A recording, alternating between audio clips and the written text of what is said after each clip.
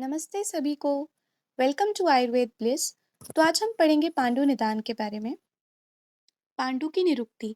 पांडुस्तुः पीतवागर्त केतकी धूल सनिव, यानी कि जो केतकी पुष्प होता है उसकी धूल के जैसे बॉडी का कलर हो जाता है। पांडु निदान। अब आचार्य चरक के अकॉर्डिंग तीन कैटेगरी में डिवाइड कर दिया गया है। आहारज, विहारज, मानसिक। कौन कौन से आहार से, कौन कौन से विहार मतलब कौन कौन सी प्रक्रिया करने से, और मानसिक। तो आहारज में आता है क्षार, अम्ल, लवण, अधिक उष्ण, विदाही, विरुद्ध और असामान्य भोजन करने से। आप देखेंगे ये सारे ही पित्तवर्धक पदार्थ हैं। निष्पाव, उड़द, पिन्याक या तिल तेल का सेवन करने से, अजीर्ण अवस्था में भोजन करने से, यानी कि पहले का खाना हुआ अभी पचा नहीं है और दोबारा से हमने भोजन कर लिया। विहारज में दीवा स्वप्न, दिन में सोने से, अधिक व्यायाम करने से, अधिक मैथुन करने में। प्रतिकर्म ऋतु वैषम्याद, ये एक टर्म है जिसका मतलब होता है जो सामान्य कर्म या ऋतु है उसके ऑपोजिट काम करना। फॉर एग्जाम्पल अभी शरद ऋतु चल रहा है, तो हम शरद ऋतु में कहीं कहीं प्रक्रिया को न फॉलो करके किसी और ऋतु की प्रक्रिया को फॉलो करेंगे। वेगों का धारण करने से। मानसिक में है काम, चिंता, भय, शोक, क्रोध से आक्रांत होने से। अब सुश्रुत के अकॉर्डिंग जो निदान कहे गए हैं ये हो सके तो आप याद कर लें। अधिक व्यायाम, अधिक अम्ल लवण रस का सेवन, मद्य सेवन, मृद भक्षण, दीवा स्वप्न, अधिक तीक्ष्ण पदार्थों का सेवन। तो इसको याद करने के लिए एक ट्रिक है। मृद भक्षण, यानी कि मृद भक्षण वर्ड का मतलब है सॉइल ईटिंग, मतलब मिट्टी खाने से जो पांडु होता है उसको मृतिकाजन्य पांडु या मृद भक्षण पांडु कहते हैं। ये हम आगे पांडु की टाइप्स में पढ़ेंगे। तो इसको ऐसे याद कर सकते हैं कि मृद भक्षण एक इंसान है जिसकी एक ही अच्छी क्वालिटीज है और बाकी बुरी क्वालिटीज है। अच्छी क्वालिटी है अधिक व्यायाम करता है, और बुरी क्वालिटीज है दिन में काफी सोता है, दिवा स्वप्न, मद्य सेवन करता है, और जितने भी पित्तवर्धक पदार्थ है, तीक्ष्ण पदार्थ, अम्ल लवण रस का सेवन करता है। तो इस तरीके से जो सुश्रुत के पांडु निदान है हम याद कर सकते हैं। आप देखिए ऊपर चरक के किए गए पांडु निदान में मैंने ऑरेंज अंडरलाइन की है, वो कॉमन है चरक में भी और सुश्रुत में भी। जैसे कि अम्ल लवण विदाही होता है तीक्ष्ण, दीवा स्वप्न अधिक व्यायाम करना। संप्राप्ति। तो ये पांडु की विशिष्ट संप्राप्ति है और ये इंपॉर्टेंट है। आइए इस श्लोक को वन बाय वन देखते हैं। समुदीनम यदा पित्तम हृदय संवस्थितम। लास्ट स्लाइड में कहे गए निदान सेवन से जो हृदय में साधक पित्त स्थित होता है उसकी वृद्धि हो जाती है। वायु ना बलिना क्षिप्तम संप्राप्य धमनी दश। तो जो हमारी बलवान वायु है हृदय की 10 धमनियों में से इस पित्त को निकालती है, प्रक्षेप करवाती है। प्रपन्नम केवलम देहम त्वग मास अंतरम आश्रितम। अब ये जो बाहर फेंका हुआ पित्त है या प्रक्षेपित पित्त है, ये त्वचा और मांस के बीच में स्थान संशय कर जाता है, यानी कि लोकलाइज हो जाता है। प्रदूष्य कफ वात असरिक मासानी करोति तत्। अगर आपको कोई भी पूछे कि पांडु निदान के दूष्य कौन से हैं तो वो कफ, वात, रक्त, मांस इनकी दुष्टि होती है, और त्वचा में पांडु आदि विविध वर्णों की उत्पत्ति होती है, इसी को हम पांडु रोग कहते हैं। पूर्व रूप। अकॉर्डिंग टू सुश्रुत, त्वचा में विदार, क्रैक्स पड़ जाएंगे, बार बार शठीवरम स्पिट आउट करना, शरीर में शिथिलता, लैसिट्यूड रहना, मृद भक्षण, ये मैंने आपको पहले भी पांडु निदान में बताया according to Sushruta. Soil eating, प्रेक्षण कूट शोथ, यानी कि अक्षी गोलक जो हमारे एरिया अराउंड आईज होता है या आई ऑर्बिट के अराउंड जो एरिया है उसमें स्वेलिंग हो जाना, मलमूत्र पीतवर्ण का हो जाना, भोजन का परिपाक ना होना। अकॉर्डिंग टू चरक हो सके तो इसे याद कर लीजिए। ये जो चार पूर्व रूप है, हृदय स्पंदन, रोक्ष्यम, स्वेद अभाव, श्रम, पैल्पिटेशंस होना।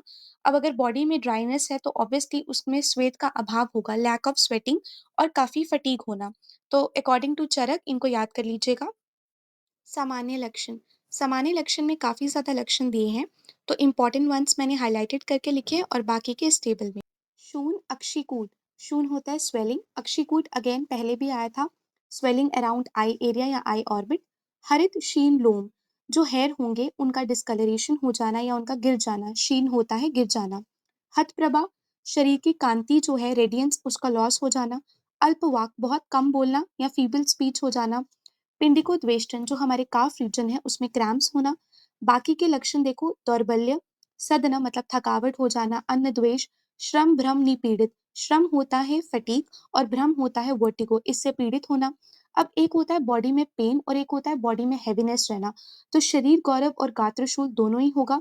ज्वर, श्वास, अरुचि, ये सामान्य लक्षण आ गए। भेद। आचार्य चरक, वाग्भट, माधव तीनों ने पांडु के 5 भेद स्वीकार किए हैं। वातज पांडु, पित्तज पांडु, कफज पांडु, सनिपातज यानी कि 2 या 2 से अधिक दोषों से होने वाले पांडु, मृत भक्षण जन्य पांडु। अब वातिक पांडु में जो पांडु की टाइप्स हैं इसको हमने लर्न करने का एक तरीका रखा है on the basis of colour. Body में कौन कौन सा कलर दिखेगा और वात के कारण कौन कौन से लक्षण दिखेंगे। तो सबसे पहले कलर का देखें। त्वचा, मूत्र, नेत्र ये सारे रूक्ष हो जाएंगे और कृष्ण और अरुण वर्ण के होंगे। आपको ये याद रखना है, कृष्ण और अरुण वर्ण के होंगे, ब्लैकिश रेडिश डिस्कलरेशन होगा। अब वात के कारण कौन से लक्षण होंगे। सूचिका विद्वत पीड़ा और कंपन। एज वी ऑल नो कि वात जो है वो ट्रेमर्स कॉज करता है या प्रिकिंग नीडल पेन कॉज करता है। और अनाहा फ्लैटुलेंस होगा। अब आचार्य चरक और वाग्भट ने सभी लक्षण कहे हैं पर उन्होंने साथ ही साथ शोफ को एक विशिष्ट लक्षण माना है वातिक पांडु का। नेक्स्ट आता है पैतिक पांडु। तो वही सबसे पहले कलर के बेसिस पे जो मलमूत्र और नेत्र होंगे वो पीत वर्ण के हो जाएंगे, येलोइश कलर। रोगी का वर्ण अति पीत वर्ण का होगा, यानी कि मलमूत्र तो होंगे ही पर साथ ही साथ पूरी बॉडी जो है वो येलो कलर की हो जाएगी। अब पित्त के कारण कौन से लक्षण होंगे, आपको ये लाइन याद करनी है। दाह, तृष्णा, ज्वर। तो शरीर में दाह, तृष्णा, ज्वर ये पित्त के सामान्य लक्षण है। तो ये लक्षण दिखाई देंगे और रोगी अतिसार से पीड़ित रहता है। अब आचार्य चरक और वाग्भट ने पैतिक पांडु में अम्ल पित्त के जो लक्षण होते हैं उनका भी वर्णन किया, जैसे कि अम्ल उद्गार, अरुचि, मूर्छा। कफज पांडु अगेन कलर के बेसिस पे त्वचा, मलमूत्र और मुख का वर्ण जो होगा श्वेत वर्ण का, व्हाइटिश डिस्कलरेशन होगा। कफ के कारण कौन कौन से लक्षण दिखेंगे। मुख से कफ प्रसेक, ये याद रखना, एक्सेसिव सलाइवेशन, इसका आगे भी यूज होगा। श्वेतु स्वेलिंग। अब तंद्रा, आलस्य, गौरव। जैसे कि पैतिक पांडु में मैंने बोला था आपने लाइन याद करनी है, दाह, तृष्णा, ज्वर। वैसे ही हमने यहाँ पे तंद्रा, आलस्य, गौरव जो कफ के सामान्य लक्षण है इनको याद करना है। त्रिदोषज या सनिपातज पांडु, इसको हो सके तो ये लाइन डायरेक्टली याद कर ले। ज्वर, अरोचक हलास, छर्दी, तृष्णा, क्लमान्विता। त्रिदोषज पांडु के जो लक्षण है वो ज्वर, अरुचि, हृलास, छर्दी, तृष्णा, क्लम। अब यहाँ पे हृलास को देखो, एक्सेसिव सलाइवेशन।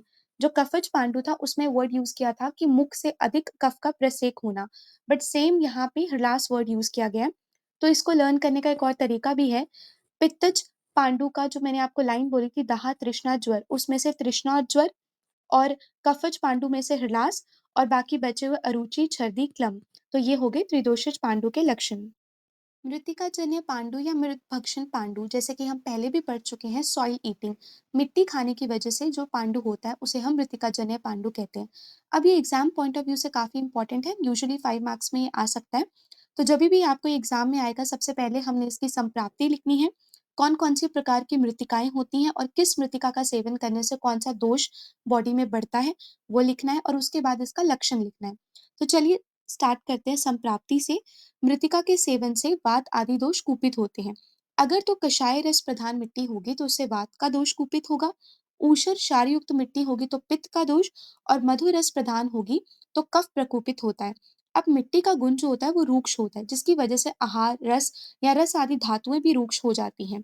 तो मिट्टी का हमारी बॉडी में परिपाक जो है वो अग्नि द्वारा प्रॉपर नहीं हो पाता है, जिसकी वजह से जो रक्त आदि धातुओं को वहन करने वाले स्रोतस होते हैं उनका मार्ग अवरोध हो जाता है, यानी कि ऑब्स्ट्रक्शन, स्रोतस अवरोध, जिसमें धातुओं का पोषण जो है वो उचित तरीके से नहीं हो पाता है। अब आप चार्ट में देखिए, इंद्रिया नाम बलम हत्वा, मृतिका जन्य पांडु से जो हमारी इंद्रियां हैं उनका बल का नाश होता है, वीर्य ओज का नाश होता है, और बल वर्ण अग्नि इन तीनों का भी नाश होता है। मृतिका जन्य पांडु के लक्षण, तो ये श्लोक काफी इंपॉर्टेंट है, हो सके तो आप इसको लर्न कर लीजिए। शून, गंड, अक्षिकूट, भ्रू। शून होता है स्वेलिंग, गंड होती है आपका चीक एरिया, और अक्षिकूट एरिया अराउंड द आईज, और भ्रू आईब्रोज। तो इन जगहों पे स्वेलिंग होगी। शून, पाद, नाभि, मेहन। अब आपके पैरों में नाभि और मूत्र इंद्रियों इनमें भी स्वेलिंग होगी। और क्रीमी कोष्ठ, इसको याद रखने का तरीका ऐसा है कि अगर हम मिट्टी का सेवन कर रहे हैं तो ऑब्वियसली पेट में कीड़े होते हैं। तो कृमि कोश यानी कि इंटेस्टिनल पैरासाइट्स, रक्त एवं कफ मिश्रित मल का त्याग होगा। श्लोक में देखिए, मल स असे कफान्वितम, मतलब मल जो होगा उसके साथ रक्त भी होगा और कफ भी होगा। तो ये 4 लक्षण इंपॉर्टेंट है, इनको याद कर लीजिए। पांडु रोग की साध्य असाध्यता, चिरकालीन पांडु यानी कि काफी टाइम से हुआ हुआ पांडु, शोथ युक्त पांडु जिसमें स्वेलिंग इन्वॉल्व हो गई हो, पीतानी पश्यति, ये काफी इंपॉर्टेंट है, इसको येलो विजन भी बोलते हैं, इसमें सारी चीजें येलो कलर की दिखाई देती हैं। कफयुक्त मल, हरा और अल्प मात्रा में, तो मल जो है वो कफ के साथ होगा, हरा और काफी कम क्वांटिटी में होगा।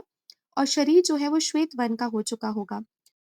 तो इसी के साथ हमारा पांडु निदान होता है कंप्लीट। होप आप सभी को समझ आया हो। Thank you.